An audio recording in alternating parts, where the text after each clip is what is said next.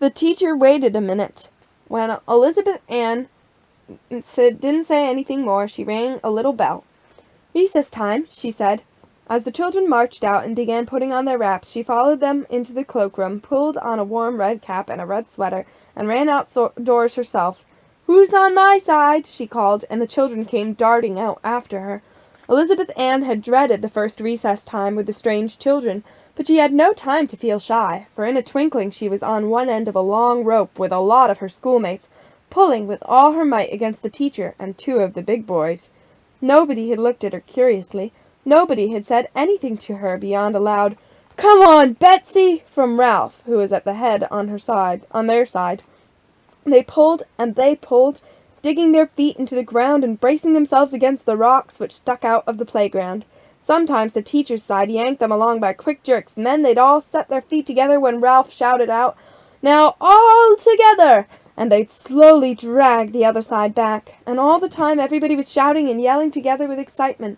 Betsy was screaming too, and when a wagon passing by stopped, and a big broad-shouldered farmer jumped down laughing, put the end of the rope over his shoulder, and walked off with the whole lot of them till he had pulled them clear off their feet, Elizabeth Ann found herself rolling over and over, with a breathless, squirming mass of children, her laughter rising even above the shouts of the others. She laughed so she could hardly get up on her feet again. It was such an unexpected ending to the tug-of-war.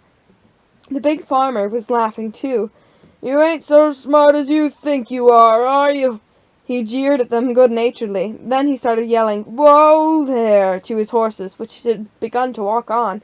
He had to run after them with all his might, and just climbed into the back of the wagon and grabbed the reins the very moment they broke into a trot.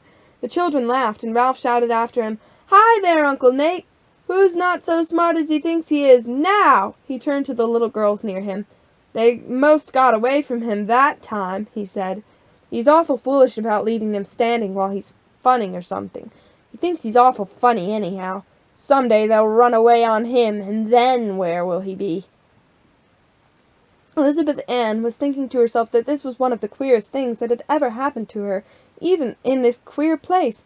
Never, why, never once had any grown-up, passing the playground of the big brick building, dreamed of such a thing as stopping for a minute to play.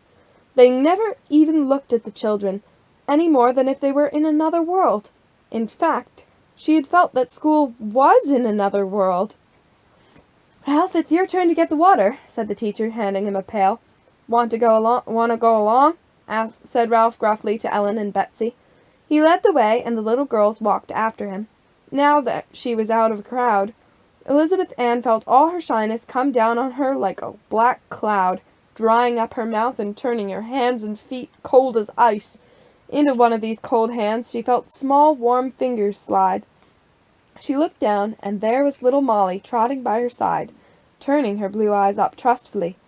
"Teacher says I can go with you if you'll take care of me," she said. "She never lets us first-graders go without somebody bigger to help us over the log." As she spoke, they came to a small, clear, swift brook, crossed by a big white birch log. Elizabeth Ann was horribly afraid to set foot on it, but with little Molly's hand holding tightly to hers, she was ashamed to say that she felt afraid. Ralph skipped across, swinging the pail to show how easy it was for him. Ellen followed more slowly, and then, don't you wish Aunt Frances could have been there? Betsy shut her teeth together hard, put Molly ahead of her, took her hand, and started across. As a matter of fact, Molly went along as sure-footed as a little goat, having done it 100 times, and it was she who steadied Elizabeth Ann. But nobody knew this, Molly least of all. Ralph took a drink out of a tin cup, standing on a stump nearby, dipped the pail into a deep, clear pool, and started back to the school. Ellen took a drink and offered the cup to Betsy, very shyly, without looking up. After they had all three had a drink, they stood there for a moment, much embarrassed. Then Ellen said in a small voice, "Do you like dolls with yellow hair the best?" Now it happened that Elizabeth Ann had very positive convictions on this point, which she had never spoken of, because Aunt Frances didn't really care about dolls. She only pretended to be company for her little niece. "No, I don't," answered the little girl emphatically.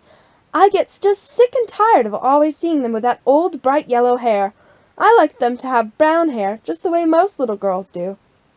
Ellen lifted her eyes and smiled radiantly.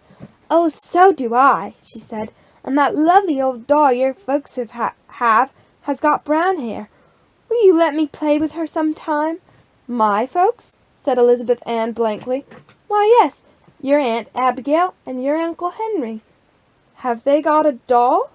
said Betsy, thinking this was the very climax of Putney queerness. "Oh my, yes," said Molly eagerly. "She's the one Mrs. Putney had when she was a little girl, and she's got the loveliest clothes.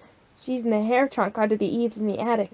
They let me take her down once when I was there with Mother, and Mother said she guessed, now a little girl had come there to live, they'd let you have her down all the time. I'll bring mine over next Saturday if you want me to. Mine's got yellow hair, but she's real pretty anyhow. If Father's going to mill that day, he can leave me there for the morning."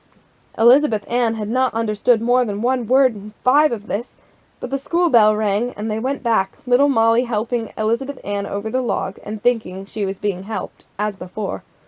They ran along to the little building, and there I'm going to leave them, because I think I've told enough about their school for one while.